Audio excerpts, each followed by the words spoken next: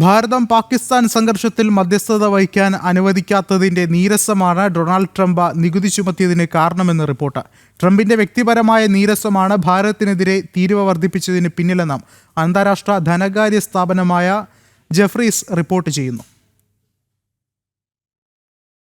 മറ്റു വിഷയങ്ങളിൽ ഇടപെടുന്നതുപോലെ ഭാരതവുമായി ബന്ധപ്പെട്ട വിഷയത്തിലും ഇടപെട്ട ആളാകാൻ അമേരിക്കൻ പ്രസിഡന്റ് ഡൊണാൾഡ് ട്രംപ് ശ്രമിച്ചിരുന്നു. എന്നാൽ അതിനനുവദിക്കാത്തതിന്റെ വിരോധമാണ് ഭാരതത്തിനെതിരെയുള്ള തീരുവ വർധനവെന്നാണ് റിപ്പോർട്ട്. അന്താരാഷ്ട്ര ധനകാര്യ സ്ഥാപനം ജെഫ്രീസിന്റെ റിപ്പോർട്ടിലാണ് ഇക്കാര്യം വിശദമാക്കുന്നത്. ഭാരതം പാകിസ്ഥാൻ സംഘർഷത്തിൽ ഇടപെട്ട് പരിഹരിക്കാനും വെടിനിർത്തലിന്റെ അവകാശവാദവും ഡൊണാൾഡ് ട്രംപ് ഉന്നയിച്ചിരുന്നു.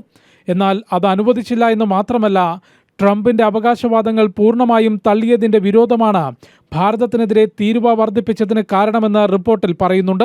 റഷ്യയുമായുള്ള എണ്ണ വ്യാപാരത്തെ തുടർന്നാണ് നടപടിയെന്ന് അമേരിക്ക വിശദീകരിക്കുമ്പോഴും ട്രംപിന്റെ വ്യക്തിപരമായ നീരസമാണ് ഇതിന് പിന്നിലെന്ന് ജെഫ്രീസ് ചൂണ്ടിക്കാട്ടുന്നു.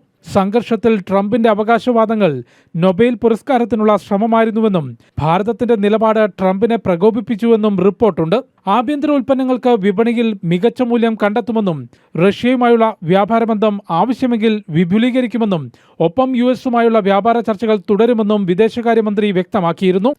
ജനം, ഡൽഹി.